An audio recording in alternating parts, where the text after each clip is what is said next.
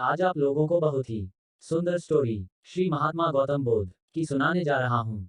गौतम बुद्ध, जो कि महात्मा बुद्ध, भगवान बुद्ध, सिद्धार्थ व शाक्यमुनि नाम से भी जाना जाता है, उनका जन्म लुम्बिनी में 563 ईसा पूर्व इक्ष्वाकु वंशीय क्षत्रिय शाक्य कुल के राजा शुद्धोधन के यहाँ बुद्ध का जन्म हुआ। पिता ने ज्योतिषियों को बुलाकर भविष्य पूछा। उन्होंने कहा, या तो यह होगा और या तो यह साधु होगा। एक तरह से देखा जाए तो सच्चा भीतर से साधु ही होता है। जब ज्योतिषियों की भविष्यवाणी राजा ने सुनी तो वे घबरा गए कि मेरा बेटा साधु हो जाए, ऐसा ठीक नहीं होगा। राजा ने पूछा, कोई उपाय बताएं, क्योंकि मैं चाहता हूं कि राजा का पुत्र राजा ही बने। ज्योतिषियों ने कहा कि इसका लालन पालन व पूरा जीवन बड़ी सावधानी में बिताना होगा। आपका पुत्र सिद्धार्थ कभी किसी बुरे व्यक्ति को न देखे, कभी किसी बीमार व्यक्ति को न देखे और कभी किसी मरे हुए व्यक्ति को न देखे। जब तक ऐसा होगा तब तक वे राजा ही बने रहेंगे। अगर ऐसा नहीं हुआ तो वे साधु बन जाएंगे।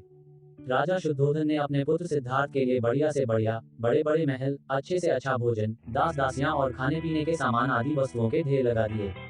पिता ने पुत्र को सुख सुविधाओं में इतना उलझा दिया कि उसे बाहर का संसार याद ही नहीं आया। शुद्धोधन ने समझ लिया कि अब इतने सुखों के आगे साधु बनने का प्रश्न ही उपस्थित नहीं होता। वे निश्चित हो गए। राजा शुद्धोधन ने बिल्कुल पक्की व्यवस्था कर रखी थी कि उनका पुत्र सिद्धार्थ जीवन में कभी भी वृद्ध, बीमार और मृतक व्यक्ति को देख न सके, क्योंकि वे अपने पुत्र को खोना नहीं चाहते थे। सिद्धार्थ का जीवन ऐश्वर्य और सुख सुविधाओं में बीत रहा था। उनके जवान होने पर एक सुंदर कन्या यशोधरा से उनका विवाह हो गया। विवाह हो जाने पर शुद्धोधन की आधी चिंता मिट गई। अब तो शादी हो गई, अब कहाँ जाएगा? अब तो मेरा पुत्र बंधन में बंध गया है। अब उसके कहीं जाने का सवाल ही नहीं उठता। 1 वर्ष बाद बेटे का भी जन्म हो गया। उसका नाम राहुल रखा गया।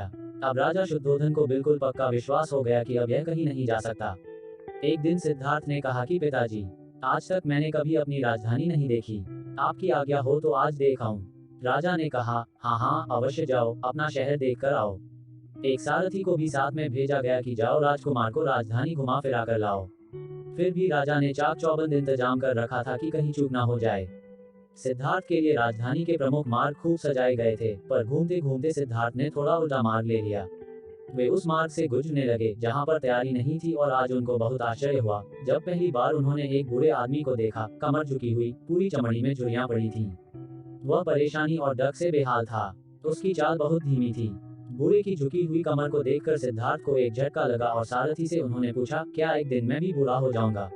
सारथी ने कहा, हाँ राजकुमार, हर व्यक्ति के जीवन में 3 अवस्थाएं आती हैं, बचपन, जवानी और बुढ़ापा।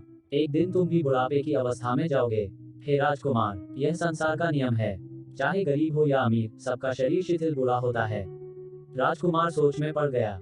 सारथी ने रथ को आगे बढ़ाया तो कुछ दूरी पर एक बीमार व्यक्ति मिला जो रोगों से घिरा हुआ था। उस पीड़ित व्यक्ति को देखकर राजकुमार का मन बहुत ही दुखी हुआ। राजकुमार ने पूछा, इसको क्या हुआ है? सारथी ने कहा, यह व्यक्ति बीमार है, इसलिए यह करा रहा है। इस संसार में दुख और सुख दोनों हैं। यह अपने अपने भाग्य की बात है कि कोई दुखी है और कोई सुखी है। क्या मैं भी कभी बीमार हो सकता हूँ? सारथी ने कहा, आप यह विचार अभी छोड़ दें।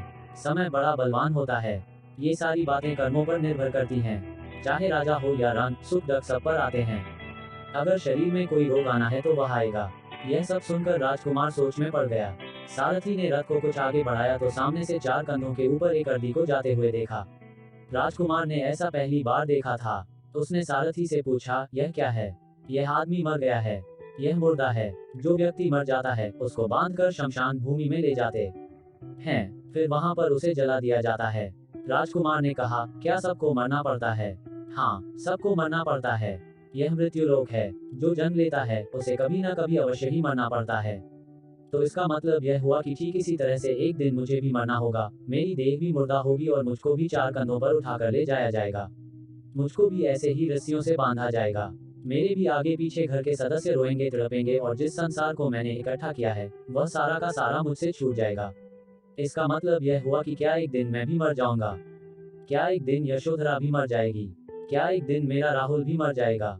सारथी ने कहा, हाँ राजकुमार, एक दिन मैं भी मरूंगा, आप भी मरेंगे, यशोधरा भी मरेंगी और राहुल भी मरेगा, क्योंकि यह सब मरने के लिए ही पैदा होते हैं।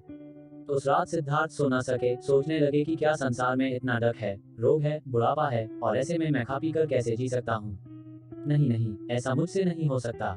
मुझे खोजना होगा उस तत्व को जो डक, पीड़ा और शोक से रहित हो, जो भय, भ्रम और भूल से परे हो, जो अनंत आनंद से भरा हो, जिसे पाकर फिर और कुछ पाने की इच्छा ना हो। सिद्धार्थ वैराग्य के शिखर तक पहुंच चुके थे। बस उसी रात को उन्होंने घर छोड़ दिया।